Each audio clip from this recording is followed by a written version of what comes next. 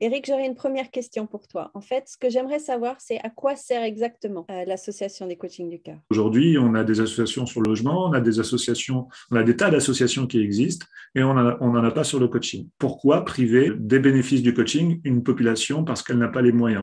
Donc, notre volonté a été de créer la première plateforme de coaching solidaire en France, qui va être un outil qui va permettre de relier ces populations qui n'ont pas accès au coaching, qui ne connaissent pas le coaching, qui n'en connaissent pas les bénéfices, avec une population qui a le cœur sur la main, la population des coachs, parce que quand on est coach, on fait pas ça pour l'argent au départ, on fait ça parce qu'on a une vraie volonté, de vraie velléité de pouvoir accompagner les personnes qui en ont besoin.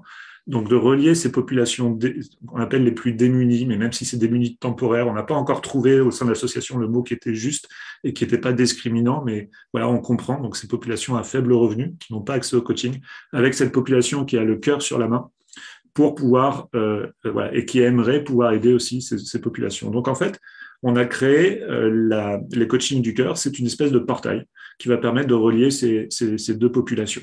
Si un coach du cœur donne de son temps pour accompagner une personne, on ne va pas lui demander d'argent en retour. Par contre, ce qu'on va lui demander, et ça sera écrit dans le contrat de coaching, c'est les cycles du don, vous avez peut-être déjà entendu en parler, en échange, quand cette personne ira mieux, aura atteint son objectif, eh bien, d'elle-même, aider en retour dans les limites de ses talents, de ses compétences, de ses expériences.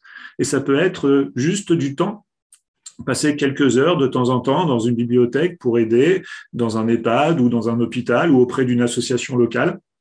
Et donc l'idée, c'est de créer ces cycles-là vertueux où je te donne à un moment donné et toi, sans obligation, et je te demanderai certainement pas de justification, mais tu pourras, en fait, toi, aider de ton côté parce qu'un jour, quelqu'un t'a tendu la main. Et je trouve ça magnifique de créer ces chaînes de solidarité à travers le coaching. Voilà ce que j'appelle les cycles de dons et de contre-dons. Et on a un coach du cœur qui nous a donné une très, très belle vision aussi de ça en parlant, en fait, de dons et contre-dons. On peut aussi appeler ça de cœur à cœur. Et j'adore aussi cette formule.